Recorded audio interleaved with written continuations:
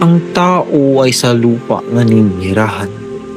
Ngunit alam mo bang may mga tao sa dagat na naninirahan na parabang ang karagatan ay kanilang dugo. Ito ang Badyaw tribe.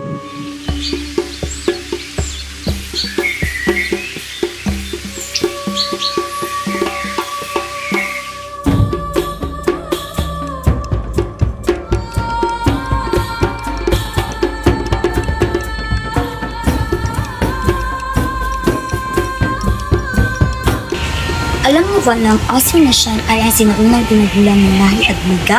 Kabilang na rito ang mga Badyaw.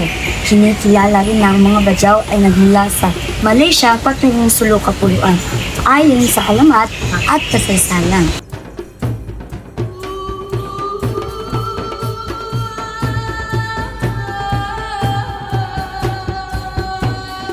Pangalawa ay ang ugnayan sa sultanato. Nakipagkalakalan at nakasalamuha sila sa ilalim ng pamumuno ng mas makapangyarihang tribong Tausug.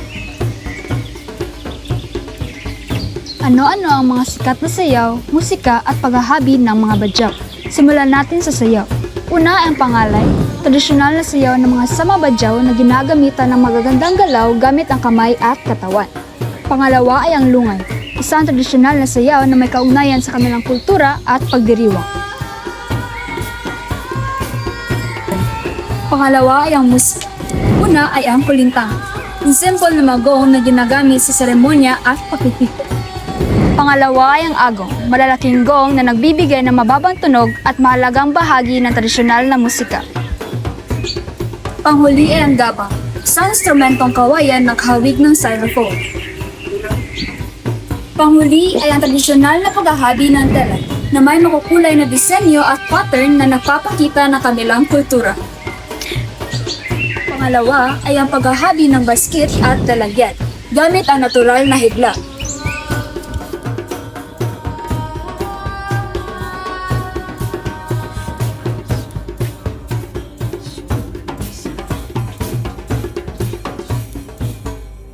Saan nga ba natin matatagpuan ang mga Badyaw? Hindi lang dito o doon, kundi ang mga Badyaw ay pangunahing matatagpuan sa Mindanao, lalo na sa mga baybaying lugar ng Sulu, Tawi-Tawi, Basilan at ilang bahagi ng Zamboanga. Malaki ang ugnayan ng mga Badyaw sa dagat dahil dito nakabatay ang kanilang pamumuhay. Isa sa kanilang kabuhayan ay ang pangingisda at ang pangangalap ng mga yamang dagat.